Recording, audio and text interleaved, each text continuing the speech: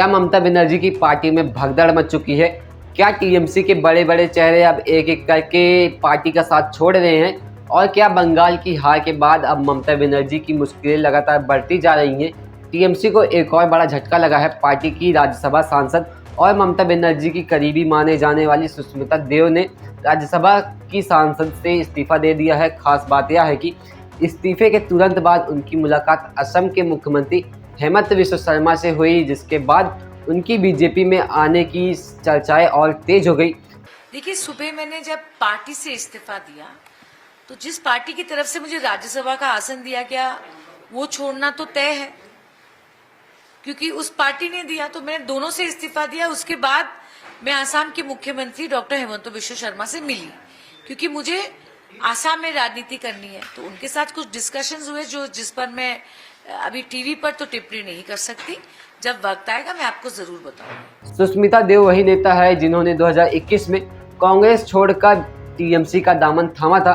Party ने उन पर भरोसा जताते हुए उन्हें राज्यसभा भेजा था, लेकिन अब उन्होंने टीएमसी से दूरी बना ली है। जब उनसे इस्तीफे की वजह पूछी गई तो उन्होंने साफ कहा कि कुछ कारण व्यक्तिगत हैं और कुछ राजनीतिक है।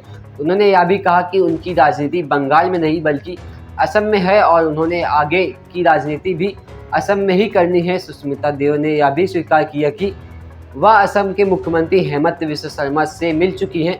हालांकि उन्होंने बीजेपी में शामिल होने को लेकर कोई स्पष्ट घोषणा नहीं की है, लेकिन उनके बयान और उनकी मुलाकात ने राजनीतिक गलियारों में अटकलों का बाजार गर्म कर दिया है। सुष्मिता देव का इस्तीफा ऐसे समय में आया है जब टीएमसी पहले से ही बगावत की खबरों में घिरी हुई है।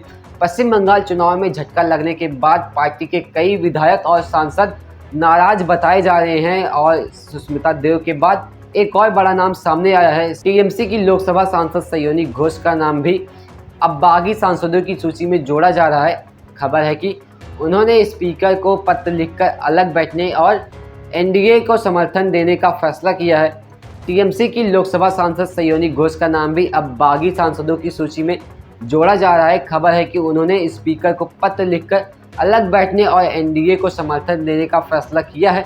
और अगर दावा सही साबित होता है तो टीएमसी के लिए यह बहुत बड़ा राजनीतिक झटका होगा।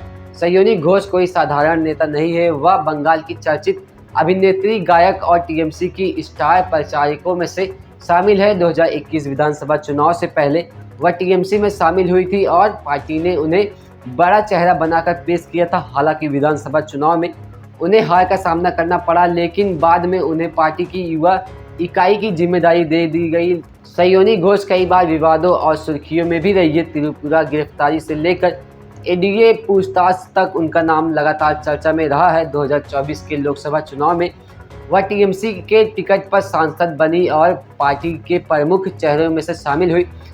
लेकिन अब सवाल यह है कि आखिर ऐसा क्यों हुआ कि टीएमसी के बड़े बड़े चेहरे पार्टी से दूरी बनाने लगे हैं और क्या बंगाल की राजनीति में कोई बड़ा बदलाव होने वाला है? क्या ममता बनर्जी की पकड़ कमजोर पड़ रही है या सिर्फ कुछ नेताओं की व्यक्तिगत राजनीति महत्वाकांक्षा का परिणाम है? फिलहाल इतना तय है कि सुष्मिता देव के इस्तीफे और सयोनी घोष के नाम सामने आने के बाद टीएमसी के लिए चिंता बढ़ गई है। अब सबकी नज़र इस बात पर है कि क्या आने वाले दिनों में क्या और सांसद या फिर विधायक पार्टी का साथ छोड़ेंगे या फिर ममता बनर्जी इस संकट को संभालने में कामयाब होंगी। इस पूरे मामले पर आपकी क्या राय है? क्या टीएमसी में सचमुच टूट शुरू हो चुकी है या फिर यह सिर्फ राजनीतिक अटकलें हैं? अपनी राय कमेंट करके जरूर बताइए। तब तक के लिए मिलते हैं